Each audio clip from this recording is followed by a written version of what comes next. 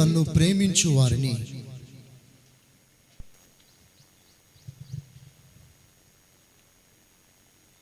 తనను ప్రేమించు వారిలో ఏదైనా ఒక ప్రత్యేకత ఉండాలని ప్రభు ఆశిస్తున్నాడు.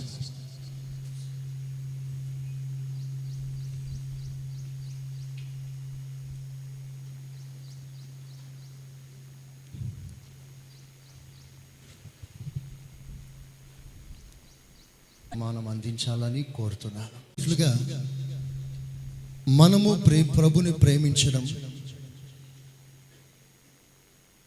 ప్రభుకి ఇష్టమైంది కాదు.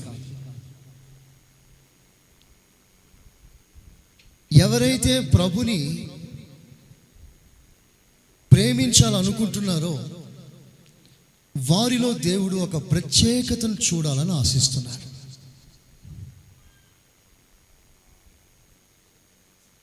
వారిలో ఏదో ఒక ప్రత్యేకత కనిపించాలి.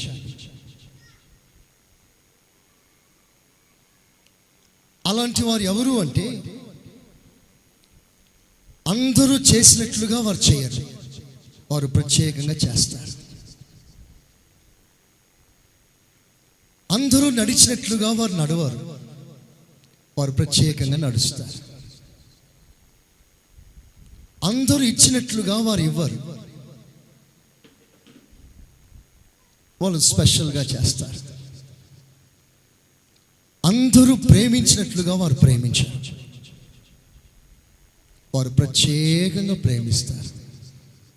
చేతులు ఎత్తి స్తోత్రం చెప్తారు ఒకసారి. హల్లెలూయా, హల్లెలూయా. ప్రకటన గ్రంథం. ప్రభుని ప్రేమించే నీ జీవితంలో ఎలాంటి ప్రత్యేకతను ప్రభావితం చేస్తావు అని ప్రభు నీ ప్రేమ వైపు తేరి చూస్తున్నాడు.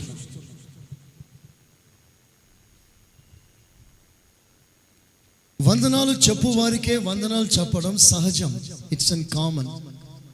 కానీ ప్రభు నీలో ఆశిస్తున్నాడు, వందనములు చెప్పని వారికి నీ వందనం చెప్పాలి.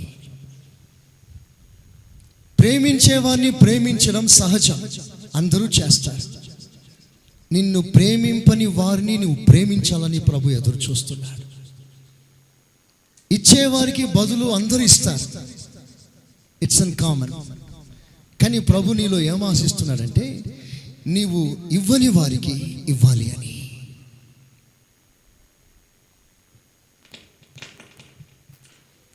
సాధారణంగా ఆదివారం అందరూ వస్తారు, అయితే నీవు అందరూ వచ్చినట్లుగా రాకుండా మిగతా రోజుల్లోనూ రావాలని. స్తోత్రం చెప్తారా ఒకసారి సంతోషంగా? హల్లెలూయా, హల్లెలూయా.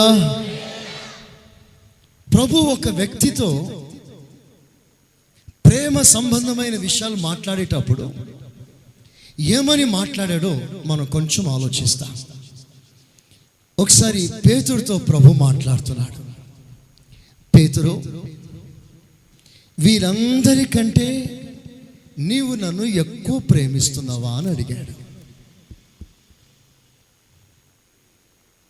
వీరందరూ ప్రేమించే దానికంటే నువ్వు ఎక్కువ ప్రేమిస్తావా అని అడిగాడు. వీరందరంటే ఎవరెవరు అక్కడ? కడుపు నొప్పి కొరకు వచ్చిన వాళ్ళ, రొట్టె ముక్కల కొరకు వచ్చిన వారా, పట్టిన దయ్యాల్ని వదిలించుకోవడానికి వచ్చిన వాళ్ళ? కాదు కాదు, అక్కడ ఉన్నది ఎవరో తెలిసిన, ఇల్లు వాకిళ్ళు వదిలి యేసే సర్వస్వం అనుకొని భావించి వారికి ఉన్న సమస్త సౌఖ్యాన్ని త్యాగం చేసి యేసయ్యను వెంబడిస్తున్న ఒక ప్రత్యేకమైన గుంపు వారు అక్కడ ఉన్నారు. వారిలో నుండి పేతురుని ప్రత్యేకించి అంటాడు, ఈ శిష్యులు ఉన్నారే, వీరందరికంటే నువ్వు నన్ను ఎక్కువ ప్రేమిస్తావా అని అడిగాడు. ఆ మాట అడిగినప్పుడు శిష్యులు ఏమనుకోవాలి? యేసు ప్రభులో పార్షాలిటీ ఉందనుకోరా?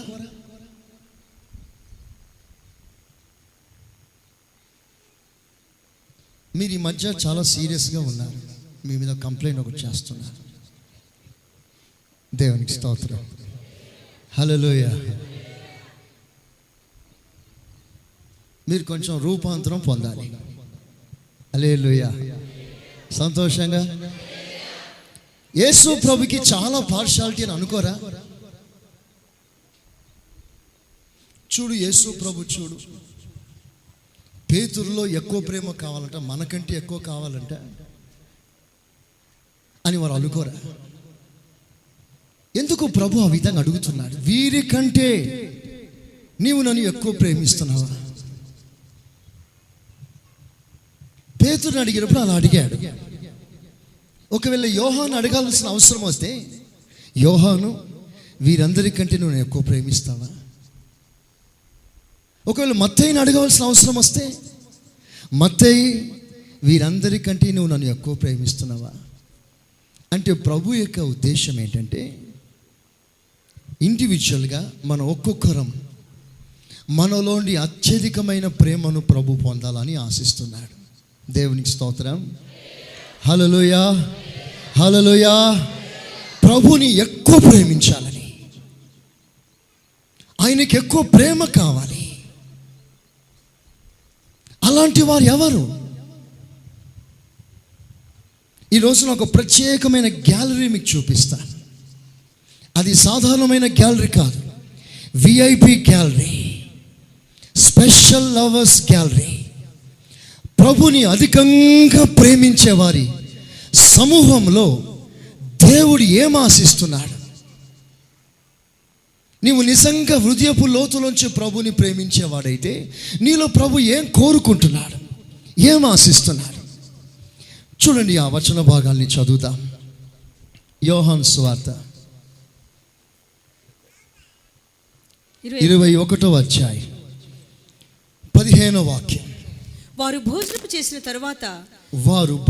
చేసిన తరువాత యేసు సీమోను పేతురును చూచి యోహాను కుమారుడైన సీమోను, వీరికంటే నీవు నన్ను ఎక్కువగా ప్రేమిస్తున్నావా? అదిగో, వీరికంటే నీవు నన్ను ఎక్కువగా ప్రేమిస్తున్నావా? అందుకు పేతురు అంటాడు, నిజంగా ప్రభువా, వీరికంటే నేను ఎక్కువ ప్రేమిస్తున్నాను. యేసు ప్రభు అడిగాడు, వీళ్ళందరికంటే నువ్వు నన్ను ఎక్కువ ప్రేమిస్తావా పేతురు అని అడిగాడు. అందుకు పేతురు అంటాడు, నిజమే ప్రభువా, వీళ్ళు ప్రేమించిన దానికంటే నేను నిన్ను ఎక్కువ ప్రేమిస్తున్నాను. అయితే నీకు 7 విషయాలు చెప్తాను, జాగ్రత్తగా విను. ఈ 7 విషయాలు పేతురుకు మాత్రమే కాదు, యేసయ్యను ఎక్కువ ప్రేమించాలనుకునే ప్రతి వానికి దేవుడు ఇస్తున్న 7-fold ఆన్సర్. ఇది ప్రతి ఒక్కరికి కావలసిన వర్తమానం. ఇది సాధారణంగా వచ్చి వెళ్ళిపోయే వాళ్ళకి కాదు. ఇది అందరూ వచ్చారు, నేను వచ్చాను, అందరూ విన్నారు, నేను విన్నాను, అందరూ వెళ్ళారు, నేను వెళ్ళిపోయాను. ఇది వీళ్ళకి కాదు. ఈ వర్తమానం ఎవరికి అంటే, యేసు ప్రభుని అందరికంటే ఎక్కువ ప్రేమించాలి అనే దర్శనం కలిగిన వారికి మాత్రమే. స్తోత్రం చెప్పండి గట్టిగా, చెప్పండి గట్టిగా, సంతోషంగా. ప్రభు ఇస్తున్న ఫస్ట్ ఆన్సర్ చదవండి. ప్రేమిస్తున్నావా అని అతడు, అవును ప్రభువా, నేను నిన్ను ప్రేమిస్తున్నానని నీవే ఎరుగుదువని ఆయనతో చెప్పాను. యేసు, నా గొర్రె పిల్లలను మేపుమని అతనితో చెప్పాను. మేపుము. నంబర్ 1. మరలా ప్రభుని ఎక్కువ ప్రేమించే వారికి దేవుడిస్తున్న మొదటి సమాధానం మేపు. మేపడం అనగా పోషించడం, పోషించడము అనగా బలపరచడం, స్థిరపరచడం, వారిని నాటడం, ప్రభులో ఒక ఉన్నత స్థితిలోకి ఎదిగించడం, వారికి ఒక లోతైన విషయాలు చెప్పి వారి మనస్సుని, మనస్సాక్షిని, ప్రభులో వారికి ఉన్న ఆత్మీయ జీవితాన్ని స్థిరపరచడం. ప్రభుని ప్రేమించేవారు చేయవలసిన మొదటి పని, స్ట్రెంగ్థెన్ యువర్ బ్రదర్. నీ సహోదరుని నీవు బలపరచు.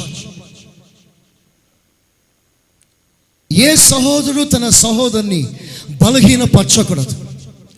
బలహీనపరిచేవారు దేవుని ప్రణాళికలో ప్రముఖుల లిస్టులో వారి పేర్లు లేవు. విఐపీస్ కాదు వారు. They are not in special gallery. ఆ ప్రత్యేకమైన సమూహంలోకి స్థిరపడిన విశ్వాసి ఎవరు అంటే ఎదుటివాన్ని బలపరిచేవారు. నా గొర్రెలు మేపు అంటే ఒక సహోదరుడు మరో సహోదరుని ఆత్మ సంబంధమైన విషయాలు చెప్పి వారిని బలపరచాలి, వారిని ప్రోత్సహించాలి, వారిని ఆయన సన్నిధిలోకి నడిపించాలి. వారు ప్రభు కొరకు ఒక నూతన తీర్మానం చేయునట్లుగా వారిని నడిపించాలి ముందుకి. ప్రియమైన విశ్వాసులారా, దేవుడు మనకిచ్చిన కృప ఇది. మన సంఘంలో ఒక్కొక్క విశ్వాసి ఎదుటి వానికి ఆరోగ్యమును బలాన్నిచ్చే ఒక విశ్వాసిగా ఉండాలనే ప్రభు ఆశిస్తున్నాడు. ఒకరి చేత ఒకరు బలహీనులు కాకూడదు, ఒకరి చేత ఒకరు ప్రభుకి దూరం కాకూడదు. నిన్ను బట్టి ఎవరు దేవునికి దూరము కాకుండా నీవు జాగ్రత్త పడాలి. నువ్వు ఎవరికి నీ అభ్యంతరంగా ఉండకూడదు, నువ్వు ఎవరిని బలహీనపరచకూడదు, ఎవరి మనసుని కృంగతీయకూడదు. దేవుని ప్రేమించేవారు ఎవరు అంటే ఎదుటి వాణ్ణి బలపరిచేవారు. కేవలం ఇలాంటి వారు మాత్రమే స్పెషల్ గ్యాలరీలో ఉన్నారు. ప్రియమైన విశ్వాసులారా, అవసరమైతే బలహీనమైన వారి ఇంటికి మనం వెళ్ళవచ్చు.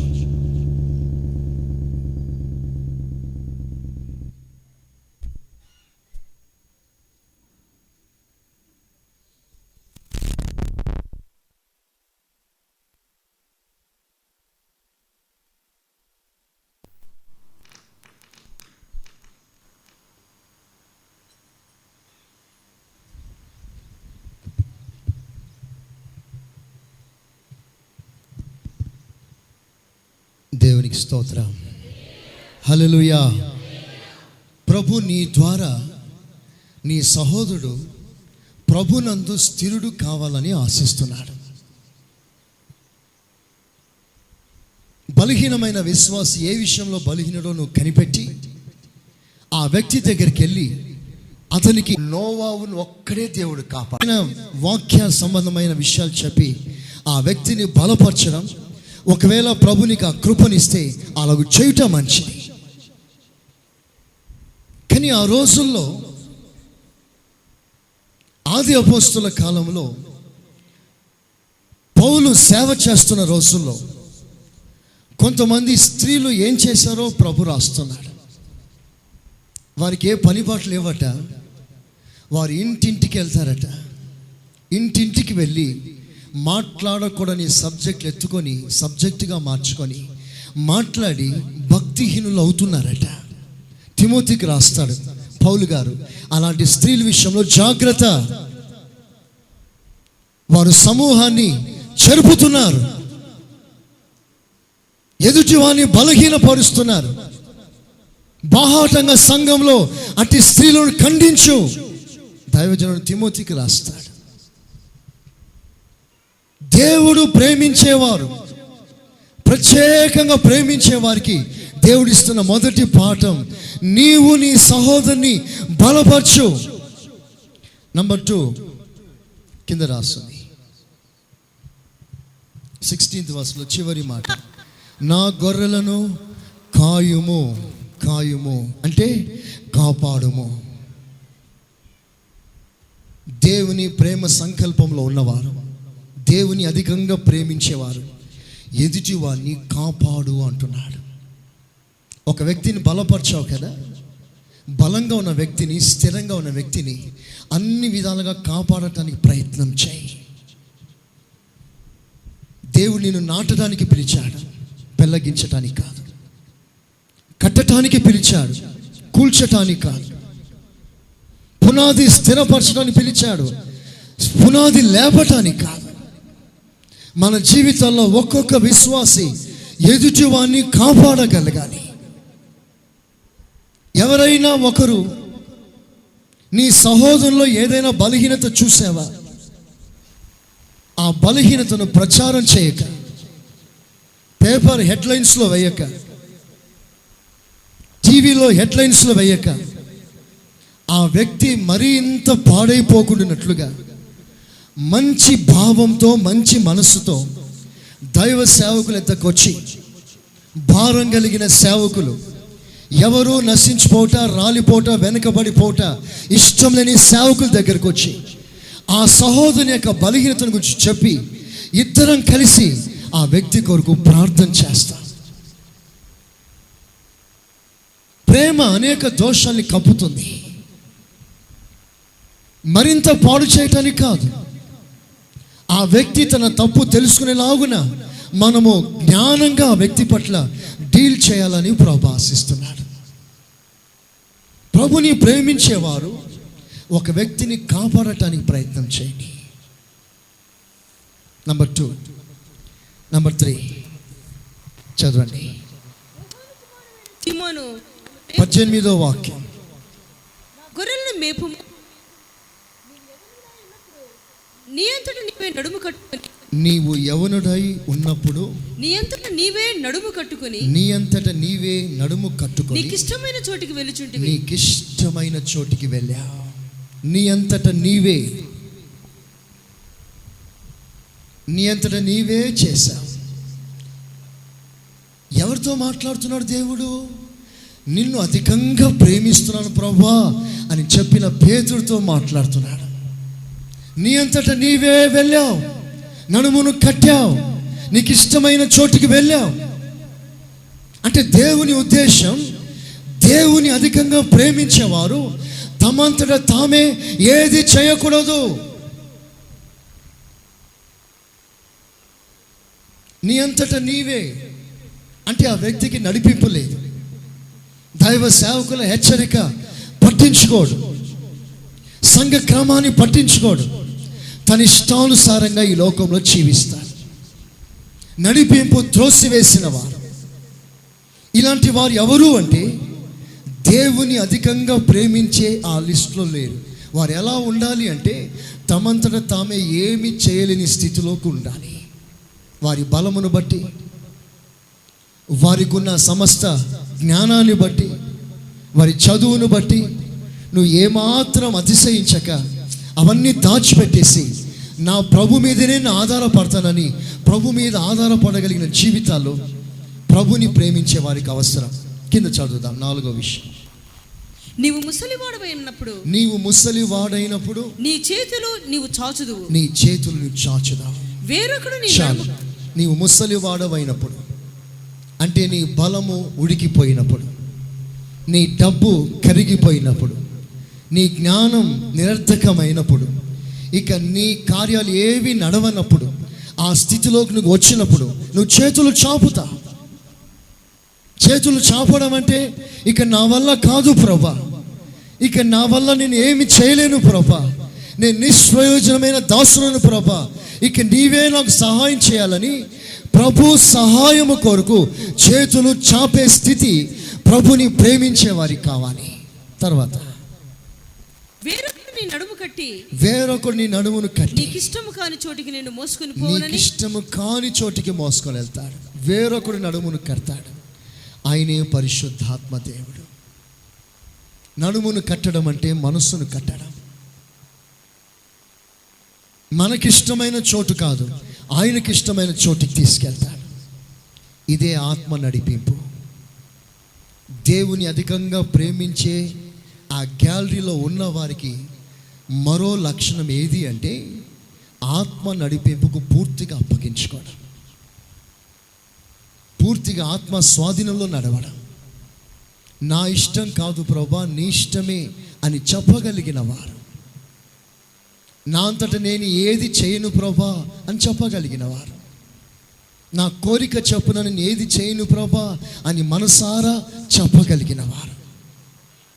ఇలాంటి వారు ఎవరు అంటే దేవుని ఇష్టానికి అప్పగించుకునేవారు. ఆ దేవునికి ఇష్టమైన స్థలం నాకు కష్టమైనా పర్వాలేదు, దేవునికి ఇష్టం కనుక నేను చేస్తాను అని తీర్మానం చేసుకునేవారు. ఉదాహరణకు నేను చెప్తాను, ఇది నా ఇంట్రడక్షన్ మాత్రమే. ఇంట్రడక్షన్ చెప్పి నేను వాస్తవమైన ప్రాముఖ్యమైన సబ్జెక్ట్లోకి నేను వెళ్తాను. మీరు ఈ రోజున చాలా ప్రాముఖ్యమైన విషయాలు వినబోతున్నారు. ఒక్కొక్క వ్యక్తి జీవితంలో ప్రభు ఎలా డీల్ చేస్తున్నాడో ఆ విషయాన్ని మీరు స్పష్టంగా వినాలని ఆశిస్తున్నాను. మనకిష్టము కాని చోటికి ఆత్మదేవుడు తీసుకెళ్తాడు. ఏమిటి మనకిష్టం కాని చోటు? ఉదాహరణకు ఒక మాట మీకు చెప్తాను. మీ జీవితాల్లో ఒక్క మాట అంటే మీరు పడరు. ఒక్క మాట పడటానికి మీరు ఇష్టపడరు. ఎవ్వరు నన్ను ఏమీ అనకూడదు. ఎవరైనా ఏదైనా ఒక్క మాట అంటే నాకు ఇష్టం లేదు. నీ ఇష్టం ఏమిటంటే ఎవరి చేత ఒక మాట అనిపించుకోకూడదు, నీకు నింద రాకూడదు, నీకు అవమానం రాకూడదు.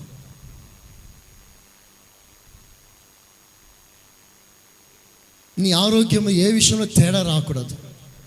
అది నీకు ఇష్టం లేదు. ఒక్క మాట సహించే ఇష్టం నీకు లేదు. కానీ నీవు ఆత్మదేవునికి అప్పగించుకున్నావు అనుకో, నడిపింపుకు పూర్తిగా అప్పగించుకున్నావు అనుకో, ఆత్మదేవుడు ఏం చేస్తాడో తెలుసునా? నీకు ఇష్టము కాని చోటికి తీసుకెళ్తాడు. ఎక్కడది? ఒక్క మాట అంటే పడవే. ఎక్కడ తీసుకెళ్తాడంటే నీకు 100 మాటలు వినిపించేటట్లుగా చేస్తాడు. అయినా తల వంచే కృప నీకు ఇస్తాడు.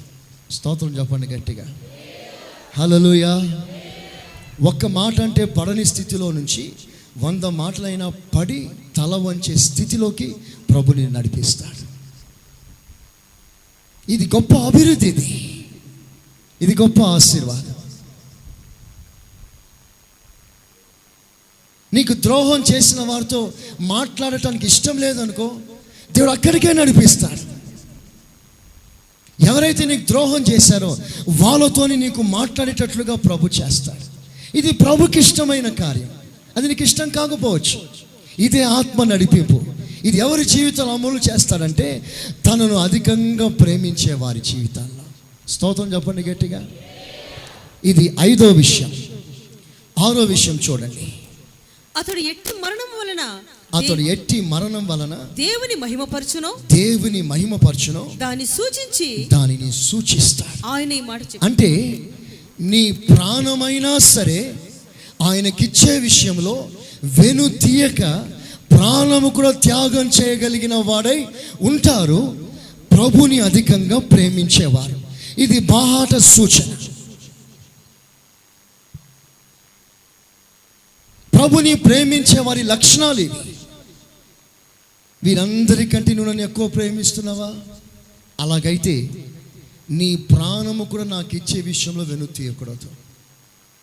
ఎలాంటి మరణం అనుభవిస్తావో నేను నీకు చెప్తున్నాను. అధైర్యపడకూడదు. నీ ప్రాణం కూడా నాకు ఇవ్వగలగాలి అని ప్రభు పేతురు హతసాక్షిగా మరణించే విషయాన్ని ప్రభు రాస్తున్నాడు అక్కడ. అంటే పేతురు జీవితంలో హతసాక్షిగా మరణానికి అప్పగించుకుని ఆ సందర్భాన్ని జ్ఞాపకం చేస్తున్నాడు. ప్రభుని ప్రేమించేవారు, అధికంగా ప్రేమించేవారు చావు కూడా భయపడరు, ప్రాణం కూడా ఇవ్వగలరు. స్తోత్రం చెప్పండి గట్టిగా, హల్లెలూయా, హల్లెలూయా. వీరు ప్రభు గ్యాలరీలో ఉన్నారు.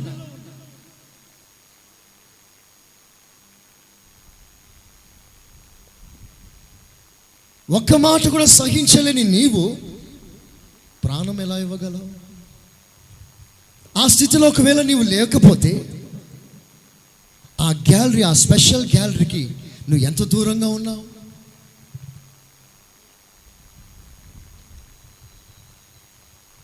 దేవుని రాజ్యంలో సూర్యుని వలె ప్రకాశించే వాళ్ళు ఉన్నారు, చంద్రుని వలె ప్రకాశించేవారు ఉన్నారు, నక్షత్రాలు మాదిరిగా ప్రకాశించేవారు ఉన్నారు. అందరూ పరిశుద్ధులే, కానీ వారి మహిమలు వ్యత్యాసంగా ఉన్నాయి. కారణం ఏంటి? ఎవరు ఎంత వెల్ల చెల్లించారో అంత మహిమను పొందారు పరలోక రాజ్యంలో. తక్కువ వెల చెల్లించావు, తక్కువ మహిమ పొందావు. ఎక్కువ వెల చెల్లిస్తారు, ఎక్కువ మహిమ పొందుతారు. దేవుని రాజ్యంలో వ్యత్యాసాలు ఉన్నాయి. ప్రభు కొరకు ప్రాణాలైనా త్యాగం చేయగలిగిన మనసు. 6th point. 7th point. ఇట్లు చెప్పి 22వ వచనం. యేసు నేను వచ్చే వరకు అతడుండుట. 21వ వచనం.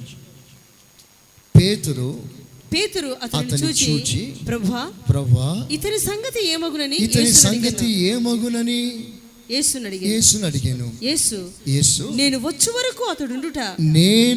వరకు అతడు ఉన్నట్లయితే నాకు ఇష్టమైతే అది నీకేంటి? నీవు నన్ను వెంబడించుమని. అతనితో నీకేం పని? ఎవరితో అంటున్నాడు ప్రభు ఈ మాట? ప్రభుని ఎక్కువ ప్రేమించేవారితో ఏమంటున్నాడో తెలుసిన? ఆ విశ్వాసతో నీకేం సంబంధం? ఆ వ్యక్తి నిలిస్తే ఏంటి, పడితే ఏంటి? ఆ వ్యక్తితో నీకేమి? అసలు ఆ వ్యక్తితో పోటీ ఏమిటి నీకు? ఆ వ్యక్తిని గూర్చి విచారణ ఎందుకు నీకు?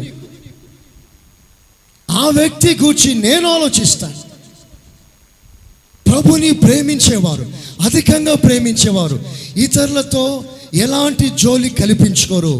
వారు ఏమైపోయినా సరే దేవుడు తమ జీవితంలో ఉన్న ఆత్మీయ విలువను గ్రహించాడు కనుక ఎవరికి తీర్పు తీర్చాడు. అతడు ఉంటే నీకేమి? నీవు నన్ను వెంబడించు. అతనితో నీకు పని లేదు అంటే ప్రభుని అధికంగా ప్రేమించే వారితో మాట్లాడుతున్నాడు. వాళ్ళతో వాళ్ళ విషయాలు నీకు అనవసరం.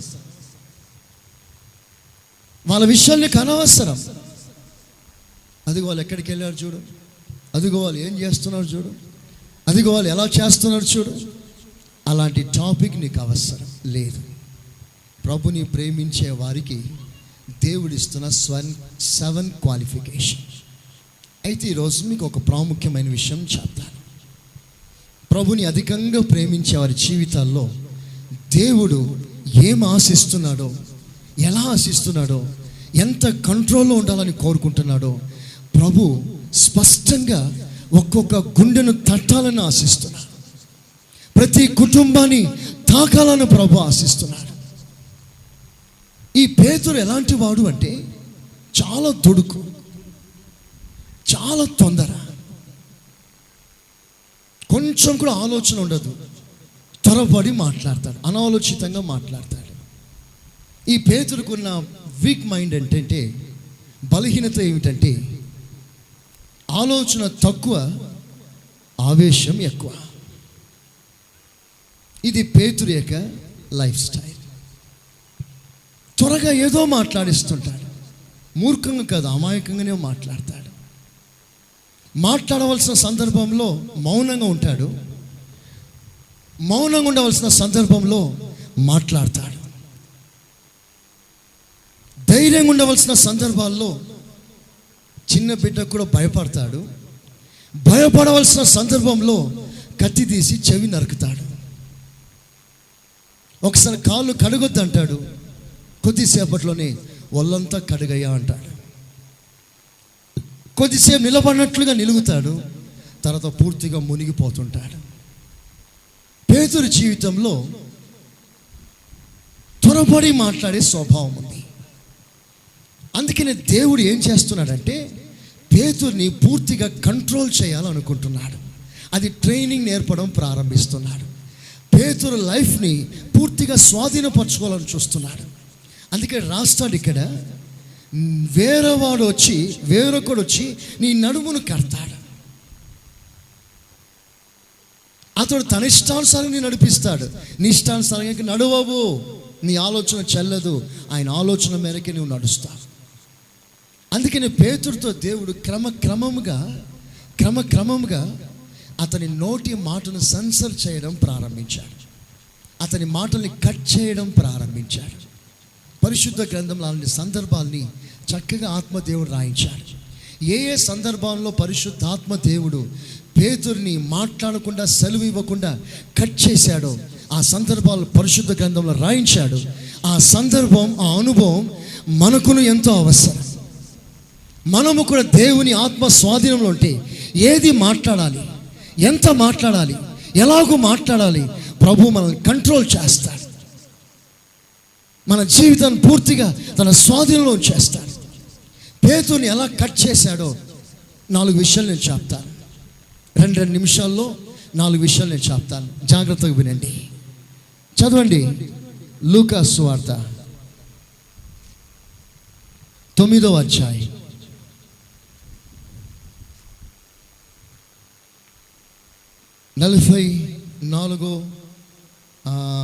33వ వచనం నుండి కొన్ని మాటలు చదవండి. 33 నుండి 35 వరకు. ఆ ఇద్దరు పురుషులు ఆయన యుద్ధ నుండి వెళ్ళిపోవచ్చుండగా పేతురు యేసుతో ఏలినవాడా మనం ఇక్కడ ఉండుట మంచిది. నీకు ఒకటి మోషేకు ఒకటి ఏలియాకు ఒకటి 3 పర్ణశాలలు మేము కట్టుదుమని 3 గుడారాలు వేస్తామని తాను చెప్పినది తాను ఎరుగకయే చెప్పేశాడు. అతడు ఇలాగు మాట్లాడుచుండగా ఇలాగున పూర్తి మాటలు పూర్తి కాక మునిపే మాట్లాడుచుండగా మేఘం ఒకటి వచ్చి వారిని కమ్మెను. వారు ఆ మేఘంలో ప్రవేశించినప్పుడు శిష్యులు భయపడ్డారు. మరియు ఈయన నేను ఏర్పరచుకున్న నా కుమారుడు, ఈయన మాట వినుడని ఒక శబ్దము ఆ మేఘములో నుండి పుట్టెను. ఆ శబ్దం వచ్చిన తర్వాత యేసు మాత్రమే అగపడెను. ఇక్కడ వినండి, మీకు చాలా ప్రాముఖ్యమైన విషయం చెప్తాను. అందరు నా వైపు చూడండి ఒకసారి. అందరు నా వైపు చూడండి. అది రూపాంతర కొండ. ఆ కొండ మీదకి యేసు ప్రభు శిష్యులు తీసుకెళ్ళిన తర్వాత అక్కడ యేసు ప్రభు రూపాంతరం పొందాడు. దేవుని మహిమ కొద్ది క్షణం వారు చూచే అవకాశం దేవుడు వారికి ఇచ్చాడు. ఆ మహిమను చూసి పరవశించారు శిష్యులు. పేతురు ఎక్కువ పరవశించి ఏం మాట్లాడాలో అర్థం కాక ఏదో మాట్లాడేశాడు. ఏమని మాట్లాడాడంటే, యేసయ్యా మనం ఇక్కడ ఉండడం మంచిది, నేను ఒక పని చేస్తాను, 3 గుడిసెలు వేస్తాను, 3 గుడారాలు వేస్తాను, అందులో నీకు ఒక గుడారం ఇస్తాను, నీ ప్రక్కన మోషకి ఇస్తాను, ఇటు ప్రక్కన ఏలియాకి ఇస్తాను. ఇప్పుడు పేతురు ఆలోచన ఏంటంటే, మన ముగ్గురమునో వాళ్ళు 3 ఉన్నారు. పేతురు అయితే ఎలాగో గొడవ చేసి యేసుప్రభు గుడారానికే వెళ్తాడు, కొట్లాడి వెళ్తాడు. మరి యోహాను యాకోబు ఎక్కడికి వెళ్ళాలి? ఒకరు ఏలియా దగ్గరికి, ఒకరు మోషే దగ్గరికి. అలా జరిగిందే అనుకోండి. అప్పుడు ఏం జరుగుతుంది? అక్కడ 3 గుడారాలు. ఆ 3 గుడారాల్లో 3 పరిచర్యలు. ఆ 3 పరిచర్యలో 3 యజమానులు. ఆ 3 యజమానులకి 3 పరిచారకులు. పేతురు అంటాడు, ప్రభా నీకో గుడారం వేస్తాను, నీ పక్కనే మోషే గుడారం వేస్తాను, నీకు గుడారం వేసినట్లుగానే మోషేకి వేస్తాను, నీకు వేసినట్లుగానే ఏలియాకి వేస్తాను అని మాట్లాడుతూ ఉన్నాడు. సడన్లో మేఘం దిగింది, నోరు మూసేశాడు. కట్. మోషే ఈ పేతురు నోటిని తాళం వేసేశాడు. మహిమ దిగి వచ్చింది. పేతురు భయపడిపోయాడు. అప్పుడు పైనుంచి ఒక స్వరం వినబడుతుంది, ఈయనే నా ప్రియ కుమారుడు, వీళ్ళ మాట వినండి అని చెప్పలేదు దేవుడు పైనుండి. ఈయన మాట మాత్రం వినండి. వాళ్ళ మాటలు కాదు వినాల్సింది, ఈయన మాటలు మాత్రమే వినండి. ఇక్కడ ఒక ప్రాముఖ్యమైన విషయం మీరు గుర్తించండి.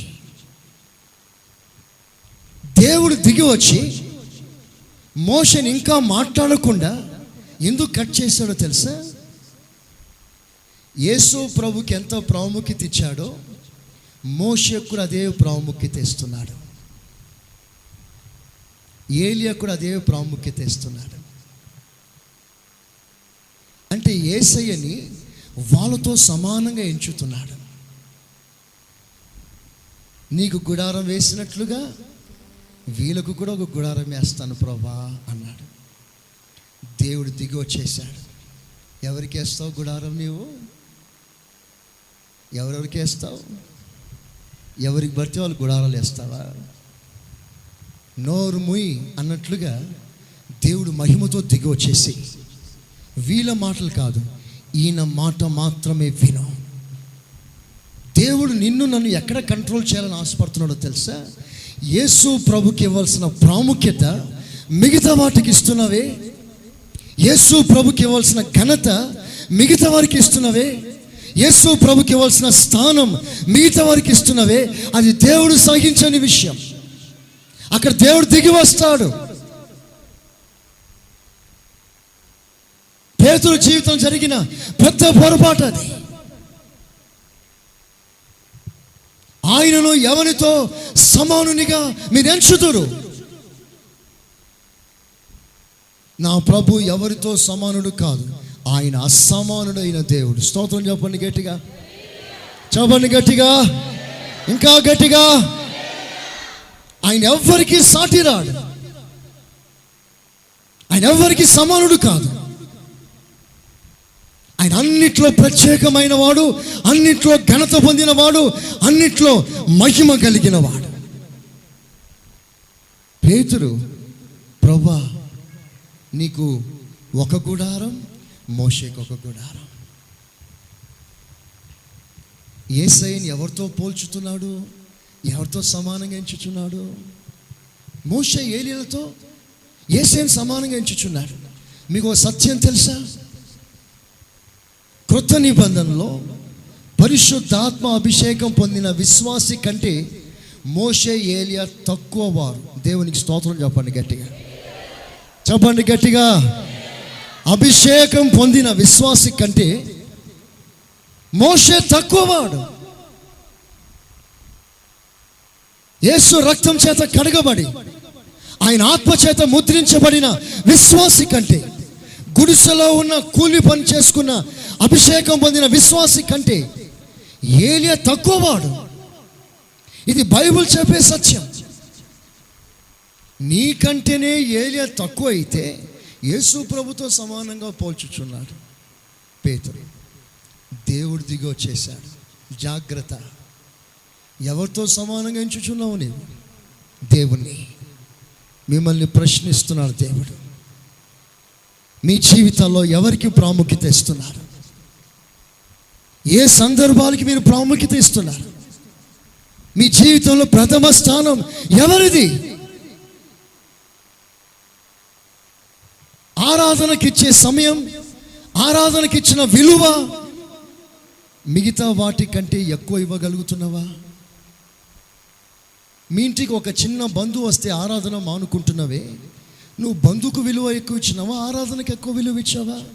అలాంటి సందర్భం మీ జీవితంలో ఉందనుకోండి, దేవుడు మీ కుటుంబానికి దిగి వస్తాడు. మనసులో చిన్న బాధ పెట్టుకొని అలిగి ఇంట్లో పడుకున్నావు అనుకో, ఆరాధనకు రాకుండా, నీకు అలుగుడు ముఖ్యమా, ఆరాధన ముఖ్యమా? నీ జీవితంలో అలుగుడు పెద్దనా, గొప్పనా, ఆరాధన గొప్పనా? నీ జీవితంలో ఆరాధన కంటే నీ వ్యసనం, నీ దుఃఖమే గొప్పగా చేశావు. కొంతమంది జీవితాల్లో వారి సమస్యలు గొప్పగా ఎంచుచున్నారు ఆరాధన కంటే. అందుకనే వారి జీవితంలో సమస్యలు తీరట్లేదు.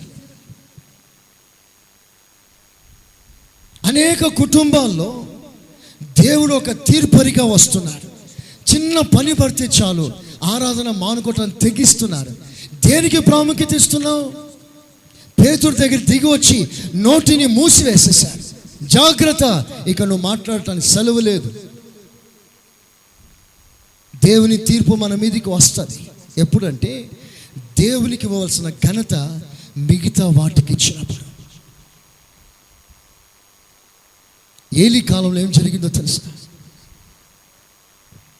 దేవునికి ఇవ్వవలసిన ఆ స్థానం, ఆ ఘనత ఏలీ తన పిల్లలకి ఇచ్చాడు. తన పిల్లల్ని దేవుని కంటే ఎక్కువ గొప్పగా చేశాడు. తన పిల్లలకి ఎక్కువ స్థానం ఇచ్చాడు దేవుని కంటే. దేవుడు దిగి వచ్చాడు, తీర్పు తీర్చాడు, మహిమను తీసుకెళ్ళిపోయాడు ఇశ్రాయేలు మధ్య నుంచి. There was no glory. మహిమ విడిచింది ఇశ్రాయేలు మధ్యలో. ఎందుకు విడిచింది మహిమ? ఇకోబాద్ ఎందుకు పుట్టాడు? దీనికి ఒకటే కారణం, దేవునికి ఇవ్వవలసిన ఘనత వారు ఇవ్వలేకపోయారు. దేవునికి ఇవ్వవలసిన ఆ స్థానం వారు ఇవ్వలేకపోయారు. అలాంటి వారి మధ్యలో దేవుడు ఉండటానికి ఇష్టపడలేదు. దైవ చిత్తమునకు ఇవ్వవలసిన స్థానం దైవ చిత్తానికి ఇవ్వకుండా తన స్వచిత్తానికి, స్వయిష్టానికి సౌలు స్థానం ఇచ్చాడు. దేవుడు ఏర్పాటు చేసిన వ్యక్తి దావీదు. ఆ దావీదుని దేవుడు సింహాసనం మీద కూర్చోబెట్టాలని ఇష్టపడ్డప్పుడు నీవెవరు అడ్డగించేవాడివి? దేవుని చిత్తాన్ని సమర్పించుకోవాలే కానీ నీ ఇష్టం నెరవేర్చుకోవటానికి ఎందుకు తొందరపడ్డావు? నీ ఇష్టం నెరవేర్చుకోవటానికి తొందరపడ్డావు కనుక నేను నీ దగ్గర ఉండటానికి ఇష్టపడట్లేదు. దేవుడు వెళ్ళిపోయాడు. దేవునికి ఇవ్వాల్సిన ప్రాముఖ్యత దేవునికి ఇవ్వక ఇంకా దేనికో ఇచ్చాడు శాంసన్. దేవుడు వెళ్ళిపోయాడు శాంసన్ జీవితం నుంచి. మనం దేవునికి ఇవ్వాల్సిన స్థానం దేవునికి ఇవ్వని ఎడల అక్కడ ప్రభు ఉండాడు. ఆయన నోరు తెరిచి మాట్లాడుతున్నాడు, నన్ను ఘనపరచు వారిని నేను ఘనపరుస్తాను. నాకు ఘనత కలగలేదా నేను అక్కడ ఉండను. నేను రోషం కలిగిన దేవుణ్ణి. నేను ఈ విషయంలో పౌరుషం చూపిస్తున్నాను. మహిమ నాదే, బలము నాదే. నాకు రావాల్సిన ఘనత విషయం నేను రాజీ పడను, కాంప్రమైజ్ కాదు. నాకు ఫుల్ గ్లోరీ కావాలి. నా మహిమ ఏ కొంచెమైనా డైవర్ట్ అయినా నేను ఒప్పుకోను. నేను దిగి వస్తాను. అవసరమైతే నా మహిమనంతయు నీలోంచి తీసేస్తాను. పేతుర్ని దేవుడు దిగి వచ్చి అతని మీద ఒక తీర్పు మాదిరిగా అతని నోటి మాటల్ని కట్ చేయటానికి కారణం యేసు ప్రభుని మోషే ఏలితో సమానంగా ఎంచాడు. మోషే అంటే ధర్మశాస్త్రం, ఏలి అంటే ప్రవక్త. యేసు ప్రభుకి ఇవ్వవలసిన స్థానం మనం ఎవ్వరికి ఇవ్వకూడదు. కొన్ని స్థానాల్లో మనుషుల్ని హీరోలుగా చేసేసి, మనుషుల్ని దేవుళ్ళుగా చేసేసి, మనుషుల్ని ఎంత గౌరవిస్తున్నారు, ఎంత ఘనపరుస్తారంటే వారిని అధికంగా ఘనపరిచేస్తారు. దేవుని కంటే ఎక్కువ ఘనపరిచేస్తున్నారు.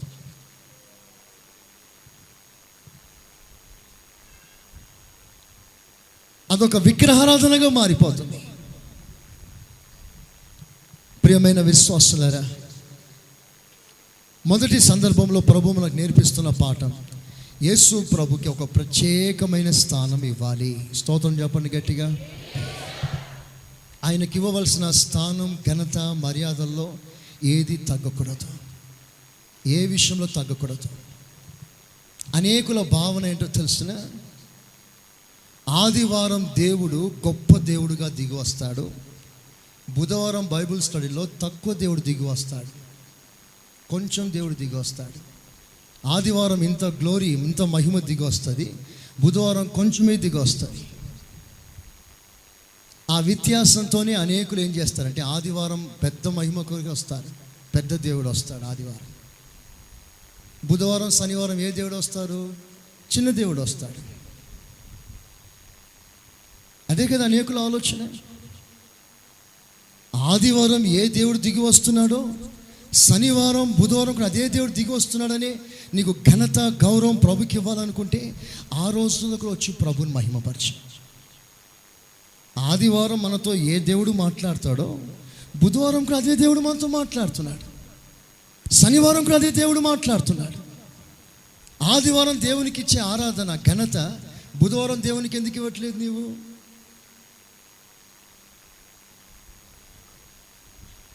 ఆలోచిస్తున్నారు ఆ విషయాన్ని?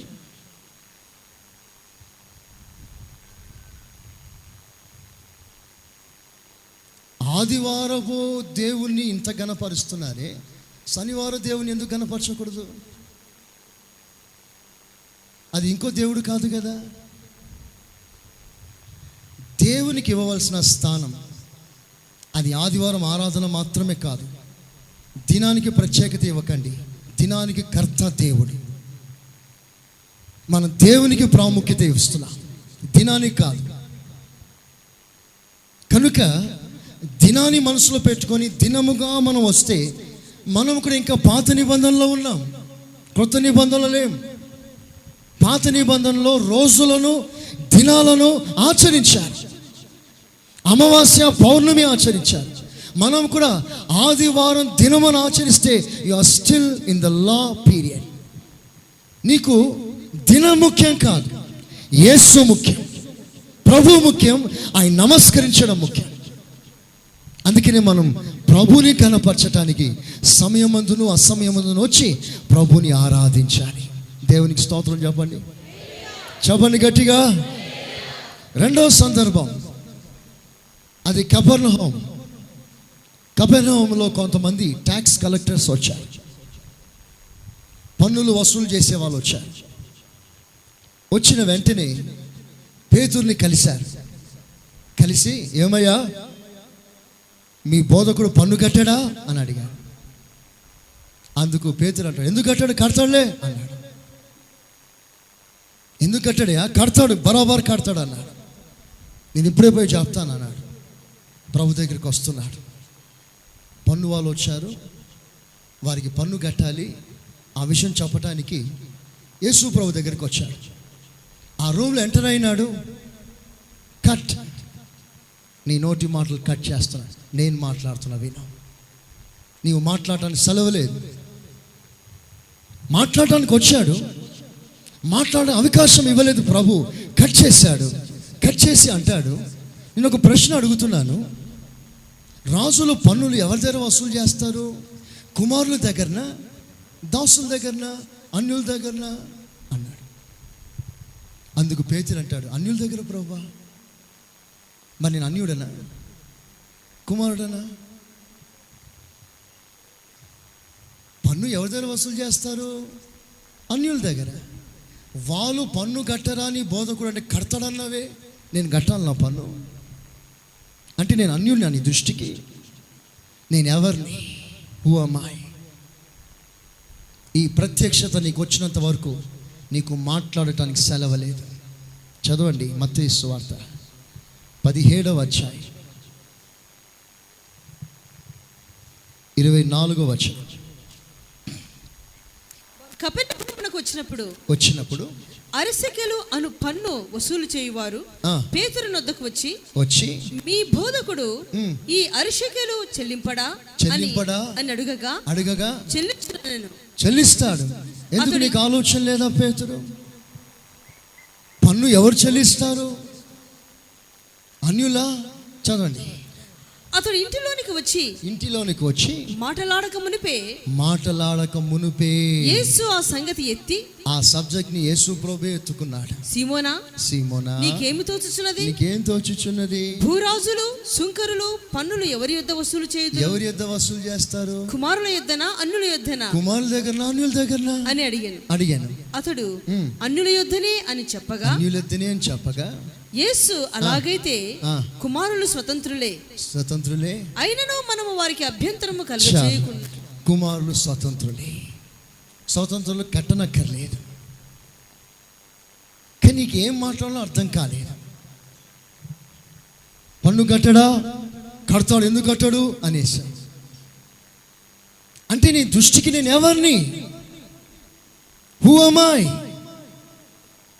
ఈరోజు నా ప్రభు ప్రశ్నిస్తున్నాడు, యేసు, నువ్వు ఆరాధిస్తున్న యేసు ఎవరు? ఆయనను ఏ విధంగా చూస్తున్నావు?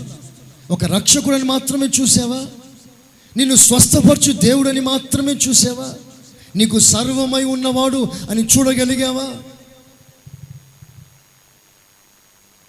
దాసులు కడతారండి పన్ను, దాసులు కడతారు, స్వతంత్రులు కాదు. అంటే పేతురు పన్ను కట్టాలి అనే ఆలోచన కలిగినప్పుడు దాసుడైన స్వభావాన్ని ధరించి ఉన్నాడు. అసలు ఈ దాసులు ఎవరు? చదవండి గలతీ పత్రిక 4వ అధ్యాయం 1వ వాక్యం.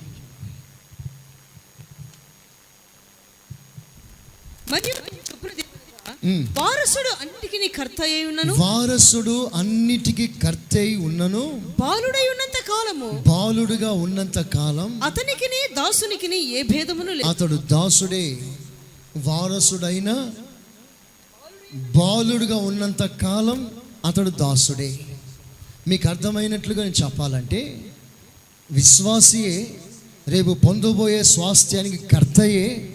కానీ నీవు చిన్నవానిగా ఎదగలేకపోతే నీవు దాసుడవే.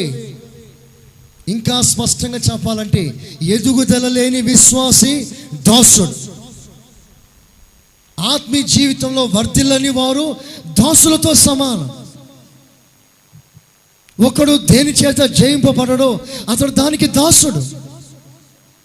పన్ను కట్టేది దాసుడు. నువ్వు కడతానన్నావు, ఇక మీద మాట్లాడే సెలవు లేదు నీకు. ఆ దాస్యం నుంచి నువ్వు బయటికి రావాలి. ప్రియమైన దేవుని బిడ్డలారా, మీ జీవితాల్లో మిమ్మల్ని దాసులుగా చేసింది ఏది? మిమ్మల్ని దాస్యత్వంలోనికి ఈడ్చుకొని వెళ్ళేది ఏది? మీరు కుమారులా దాసులా? దేనికి లోబడ్డారు? దేని చేత జయింపబడ్డారు? ఎంతోమంది విశ్వాసులు ఆరాధన ముగించిన వెంటనే ఇంటికి వెళ్ళిన తర్వాత ఆ టీవీ ఎదుట దాసులైపోతున్నారు. అక్కడి నుంచి లేవాలనుకుని లేవలేకపోతున్నారు.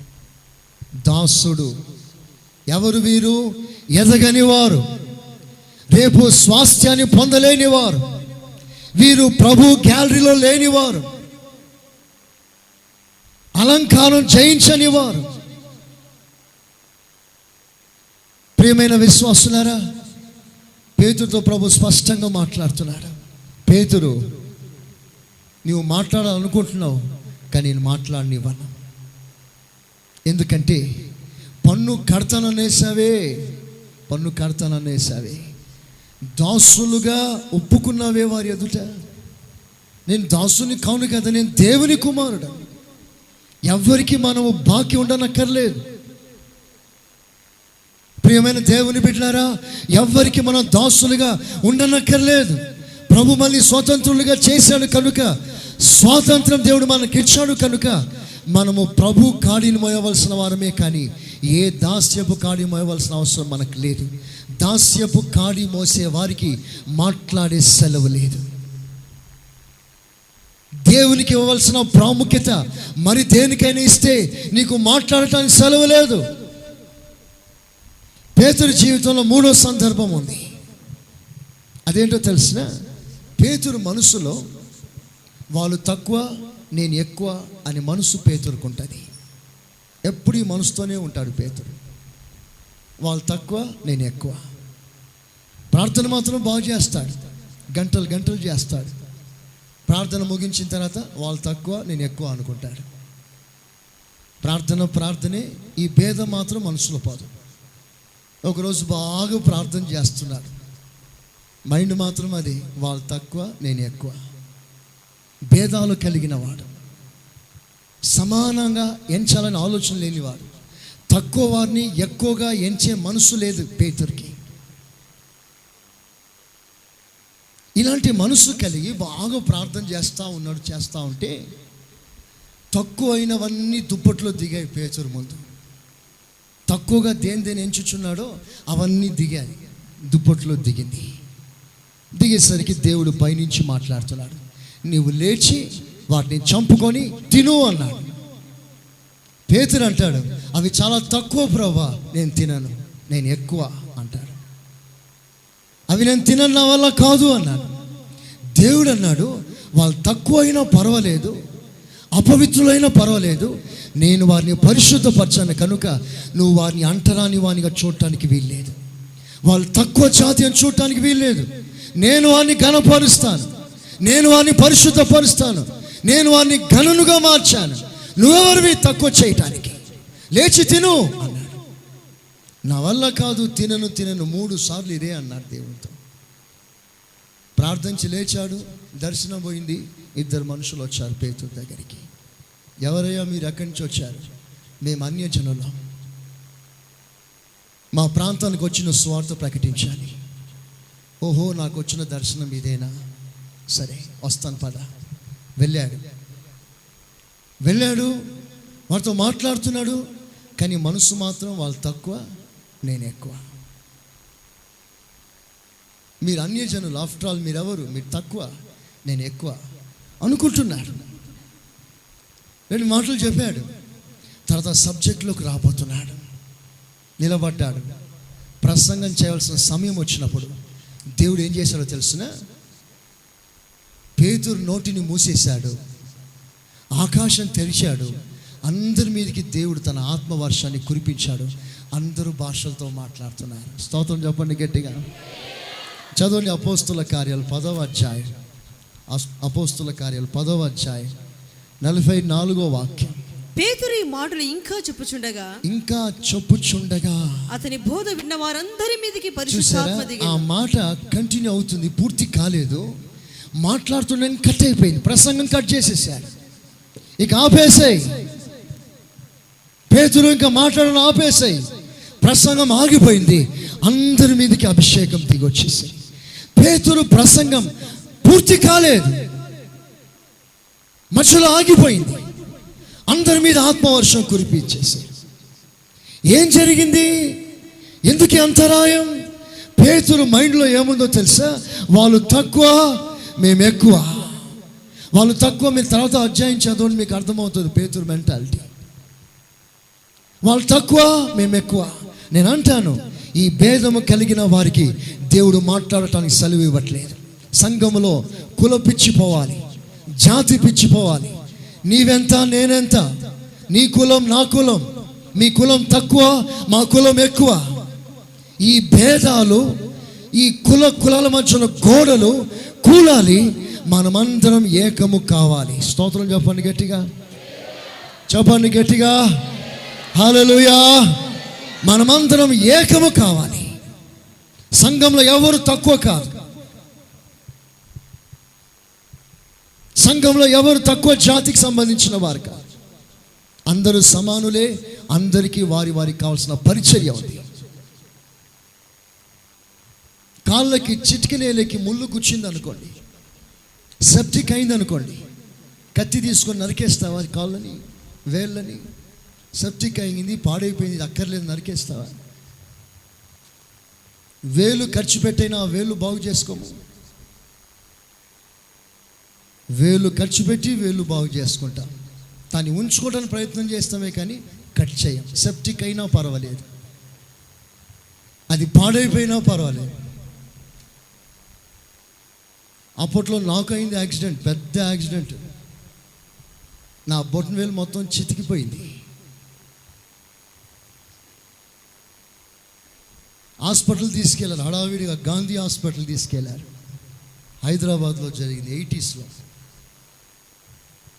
హడావిడిగా తీసుకెళ్ళి డాక్టర్ గారు ఆపరేషన్ చేయండి, కుట్లేయండి, వేలు చాలా డ్యామేజ్ అయిపోయిందంటే సీనియర్ డాక్టర్లు అందరూ స్ట్రైక్లో ఉన్నారు. అప్పుడు స్ట్రైక్లో కుట్టమంటే నా బాధ నాది, వాళ్ళ బాధ వాళ్ళది. నేను అయ్యో మొత్తుకుంటే వాళ్ళు డిమాండ్లు అడుగుతూ ఉన్నారు. అంతలో జూనియర్ డాక్టర్లు అప్పుడే ఎక్కారు ఉద్యోగానికి. వాళ్ళకి ఎవరు దొరుకుతారని ఎదురు చూస్తున్నారు. నేను దొరికా వాళ్ళకి. ఒకడు అంటాడు నేను కుడతాను ఉండరా బాబు అంటాడు, ఇంకొకడు అంటాడు ఉండరా నేను కుడతాను అంటాడు. మొత్తం మీద అందరు కలిసి కాంపౌండ్గా నన్ను గుట్టేశారు. ఎలా కుట్టినారంటే రక్తనాళాలు కలిపి గుట్టేశారు, బ్లడ్ నర్వ్ కలిపి గుట్టేశారు. బ్లడ్ సప్లై ఆ వేలికి ఈ వేలికి ఆగిపోయింది మధ్యలో. తర్వాత ఆ వేలంతా కులిపోతుంది. కానీ లాస్ట్ వరకు ఆ వేలు బాగుపడాలి, ఆ వేలు నా దగ్గర ఉండాలని చాలా ఆశపడ్డాను, కానీ కుదరలేదు. ఏ మనిషి అయినా సరే తన శరీరంలో ఒక భాగం వెళ్ళిపోవటానికి ఇష్టపడడు. సరిగ్గా అలాగనే సంఘం అనబడుతున్నప్పుడు ఎంత తక్కువ వారైనా వారికి ఇవ్వవలసిన పరిచర్య దేవుడు వారికి ఇస్తాడు. వారి ద్వారా సంఘానికి ఒక అభివృద్ధి కలుగచేస్తాడు. కనుక సంఘంలో ప్రతి వాడు నా పరిచర్య సంఘంలో ఏమిటి అని గుర్తించే కృప మనం పొందుకోవాలి. ఆ కృప దేవుడు మీకు అనుగ్రహించును గాక. ఆమేన్. పెద్ద భారం పెట్టాడు దేవుడు, సమానంగా పరిచయం చేస్తాడు. పెద్ద బరువు మోయాల్సి వచ్చిన సమయంలో ఒక చేయ వస్తుంది. ఈ చిన్న బరువు లేపడానికి ఒక చేయి చాలు. పెద్ద బరువు లేపాలంటే ఈ చేయి ఆటోమేటిక్గా వస్తుందా రాదా? నువ్వు ఎత్తు నేను చూస్తా అంటుందా? ఏది ఒకసారి ఎత్తు చూస్తా నేనని ఇది వెనక పెట్టుకుంటుందా? నేనేం అడిగాను? కుటుంబానికి ఒక రేఖ అడిగా, అంతేగా. కుటుంబానికి ఒక రేకు పట్టరండి అన్న.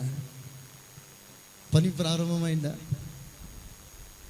ఉద్యోగస్తులైతే ఒక రేకు ప్లస్ ఒక పైప్ అన్నానా? అనలేదు, ఇప్పుడు అంటున్నాను. దేవునికి స్తోత్రం. వర్షాకాలం వచ్చేసింది, కుటుంబానికి ఒక రేకు. ఎక్కువ భారం పెట్టలేదే దేవుడు మీకు, అది మోయగలిగిన భారమే కదా. Very simple. మనమంతా ఒక అవయం సంఘంలో, అందరికీ రెస్పాన్సిబిలిటీ ఉంది. 50,000 అడగలేదు, 1,00,000 అడగలేదు, ఒక్క రేకు అడిగాడు దేవుడు. ఉద్యోగస్తులకు ఒక రేకు, ఒక మంచి పైపు, ఫినిష్, అంతా అయిపోతుంది. దేవునికి స్తోత్రం. సంతోషంగా చెప్తారా? హల్లెలూయా, హల్లెలూయా. ఇలాగున మనం పరిచర్యలో మన వంతు, మన భాగం మనం చేసి, నేను కూడా సంఘానికి ఒక అవయవమని మనం చూపించుకుందాం. ప్రియమైన విశ్వాసులారా, ఎవరి జీవితాల్లో ఈ భేదాభిప్రాయాలు ఉంటాయో, వాళ్ళిట్లా వీళ్ళిట్లా అని వీళ్ళ మధ్యలో వర్గాలు స్థాపించి గోడలు కడతారో, వాళ్ళకి మాట్లాడటానికి సెలవు లేదు. దేవుడు వారిని కట్ చేస్తాడు. కనుక దేవుడు 3 విషయాల్లో కంట్రోల్ చేయడానికి ఇష్టపడుతున్నాడు. 1, ఆయనను ఎవరితో సమానంగా ఎంచకూడదు. నెంబర్ 2, యేసయ్య ఎవరో సరైన ప్రత్యక్షత కలిగి దాసుని యొక్క అనుభవం నుంచి స్వతంత్ర అనుభవంలోకి రావాలి. ఇక్కడ ప్రభు ఒక కంట్రోల్ పెట్టడానికి ఇష్టపడుతున్నాడు. నెంబర్ 3, భేదాభిప్రాయాలని ఏమాత్రం నీ మనసులో లేకుండా పూర్తిగా కట్ చేయాలి. ఆ విషయంలో ఒక కంట్రోల్లోకి మనం రావాలి. నెంబర్ 4, ప్రభువా నీవు శ్రమ పడటానికి వీల్లేదయ్యా, నీవు సౌఖ్యంగా ఉండాలయ్యా, నీకే బాధ రాకూడదయ్యా అని పేతురు అంటా ఉన్నాడు. నోర్మోయ్ సాతానా, నా వెనకకు పో అన్నాడు.